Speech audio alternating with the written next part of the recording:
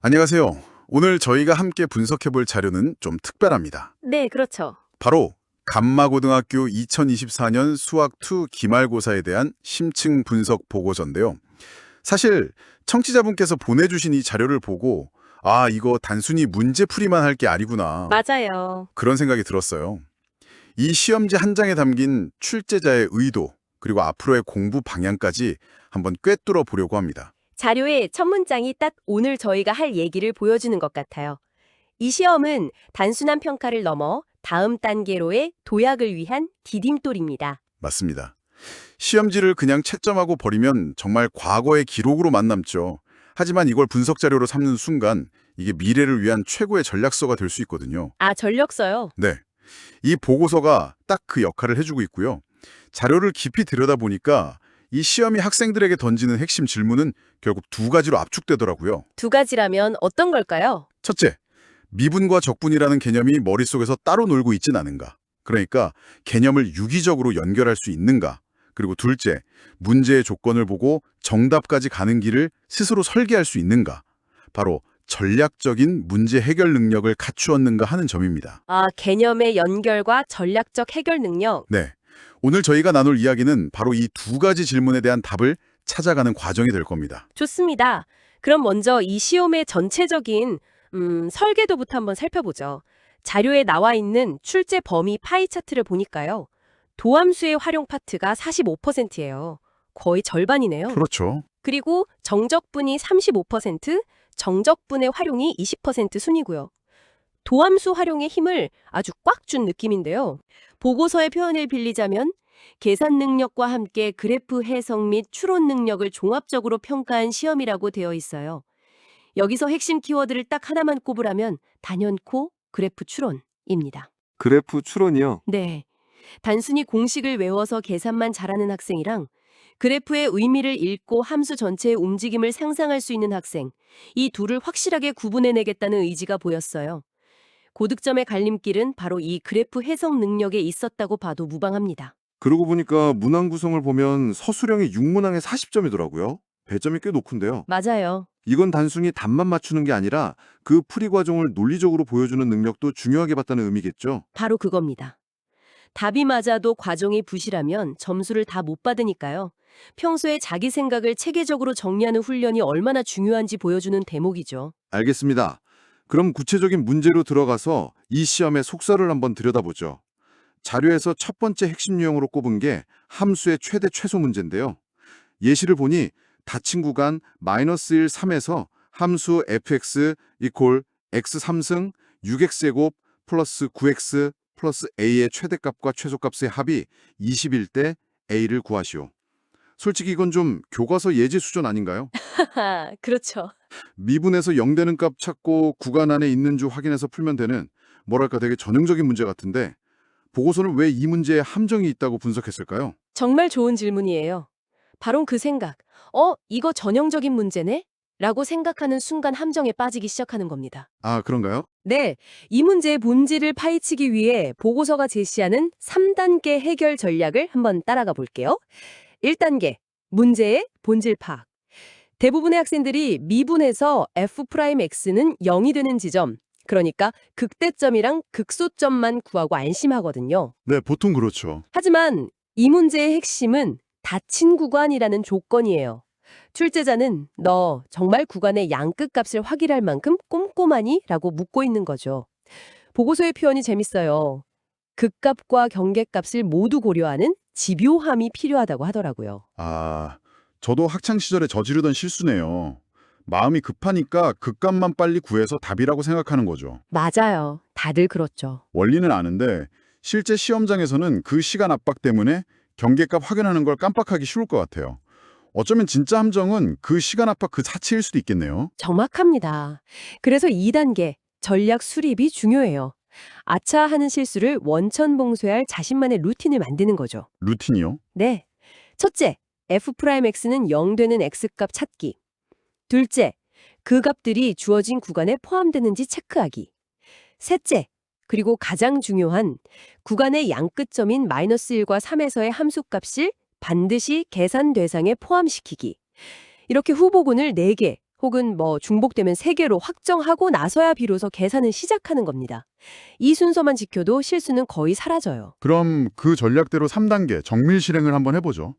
fx를 미분하면 f'x가 3x제곱 12x 플러스 9니까 3으로 묶으면 3의 가로 x-1 가로 x-3. 그렇죠. 그럼 극값 후보는 x는 1과 x는 3이네요. 둘 다 구간 마이너스 1,3 안에 있고요. 자, 이제 후보들을 모두 소환해야죠. 극값이 되는 f1은 a 플러스 4, f3은 a. 네, 여기서 멈추면 안 되고 반드시 경계값인 f-1을 계산해야 합니다. 계산하면 a-16이죠. 아, f-1이요? 네. f3은 마침 경계값이기도 하고요. 그럼 우리 책상 위에 올려놓고 비교해야 할 값은 f-1은 a-16, f1은 a 플러스 4, f3은 a 이렇게 3가지입니다. 아, 3개를 다 비교해야 하는군요. 그렇죠. 이 중에서 가장 큰 값, 최대값 m은 a 플러스 4이고 가장 작은 값, 최소값 m은 a-16이 되죠.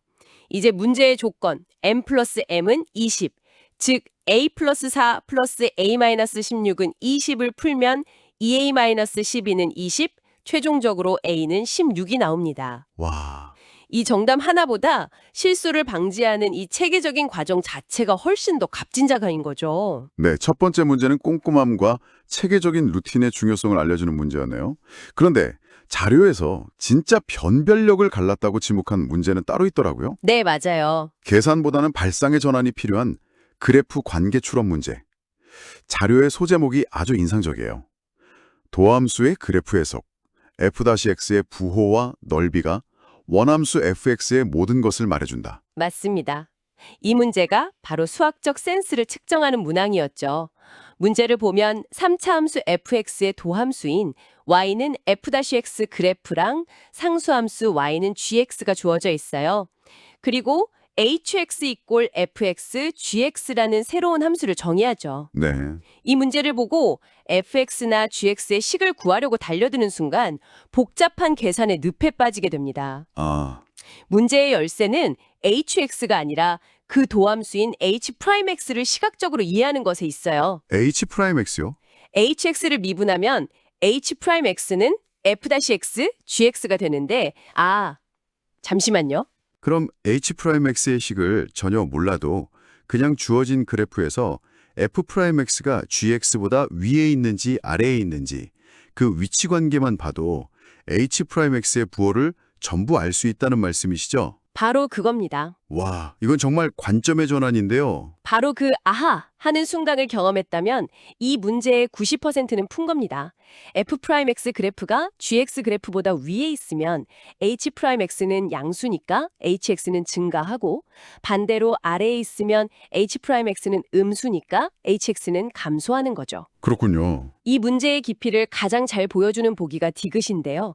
h0이 5일 때 h3은 5이다.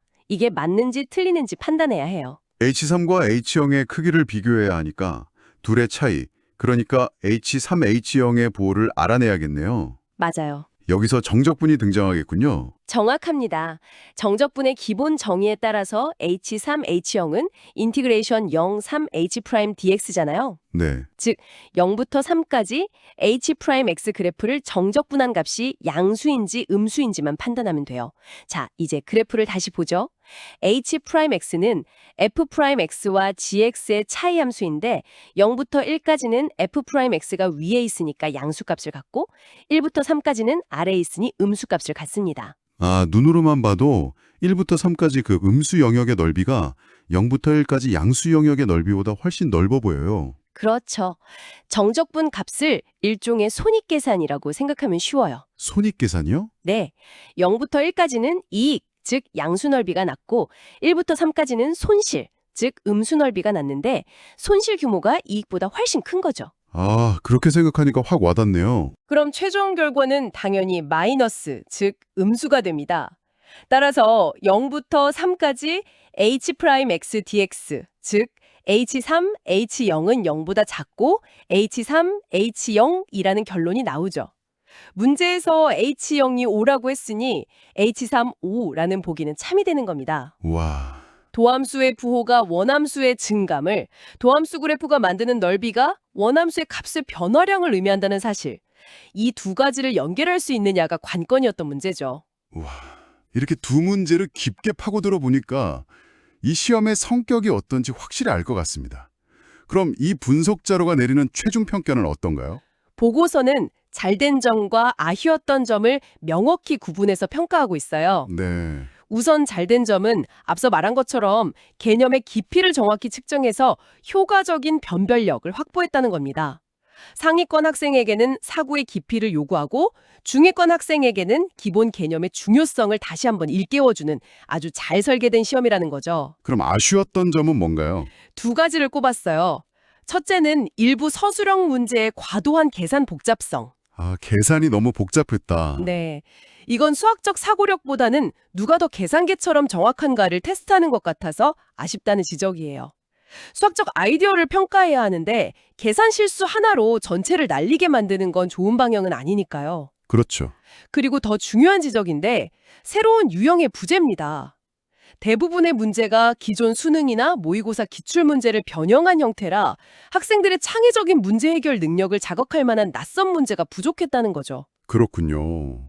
결국 기존 유형에 익숙하고 계산이 빠른 학생에게 유리했다는 거네요. 맞습니다. 바로 이런 분석 때문에 이 자료의 진짜 가치가 드러나는 것 같아요.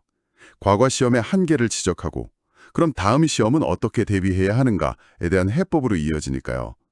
자료가 제시한 3단계 완전 정복 프레임워크, 이게 핵심이죠. 네, 이것이 바로 이 보고서의 결론이자 청취자분께서 가장 주목해야 할 부분입니다. 1단계는 개념의 지도화, 컨셉 매핑이에요. 개념들을 그냥 목록처럼 외우지 말고요. 네. 마인드맵처럼 서로 어떻게 연결되는지 자신만의 지도를 그려보라는 겁니다. 예를 들어 미분계수에서 출발한 개념이 접선의 기울기로 다시 함수의 증가와 감소 판정으로 그리고 극대극소를 거쳐 방정식의 실근 개수 문제까지 어떻게 확장되는지 한눈에 보이게 정리하는 거죠. 아, 개념들의 관계망을 만드는 거군요. 2단계는 유형의 체계화, problem systemization. 네요. 이거 뭐 오답 노트의 업그레이드 버전 같은데요? 맞습니다. 그냥 틀린 문제를 옮겨 적는 게 아니고요.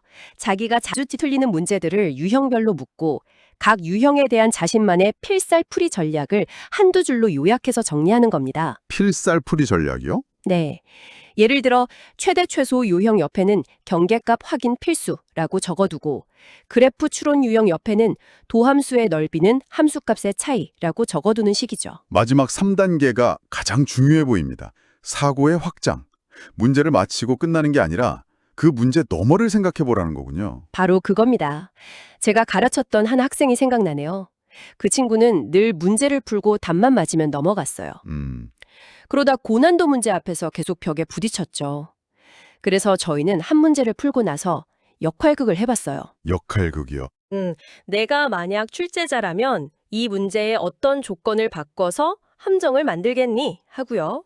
그랬더니 나라면 이 그래프를 Y축으로 평행이동시켜서 계산을 더 복잡하게 만들겠어. 이런 식으로 답하더라고요. 와, 그 연습을 시작하고 나서부터 고난도 문제에 대한 접근법이 완전히 달라졌다고 하더군요.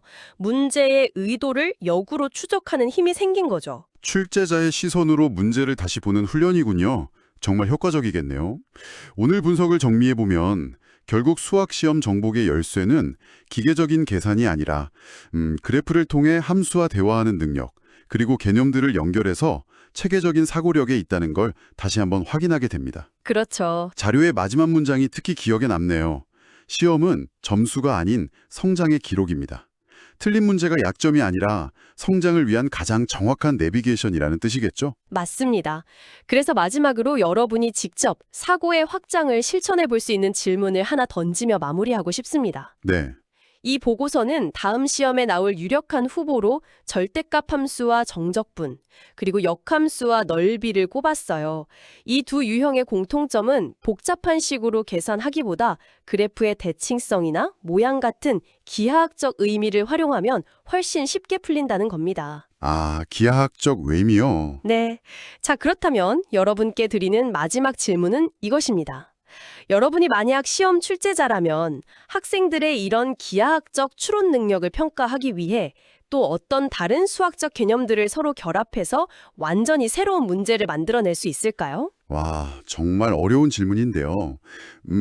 저희가 방금 다뤘던 도함수 그래프 해석과 주기함수 같은 개념을 결합해서 특정 구간의 넓이가 반복되는 패턴을 추론하게 만들 수도 있겠네요. 아주 좋은 아이디어입니다. 혹은 우함수, 기함수의 대칭성과 정적분을 결합할 수도 있겠죠. 이 질문에 대해 스스로 답을 고민해보는 과정, 그 자체가 여러분을 성장시키는 최고의 공부가 될 겁니다.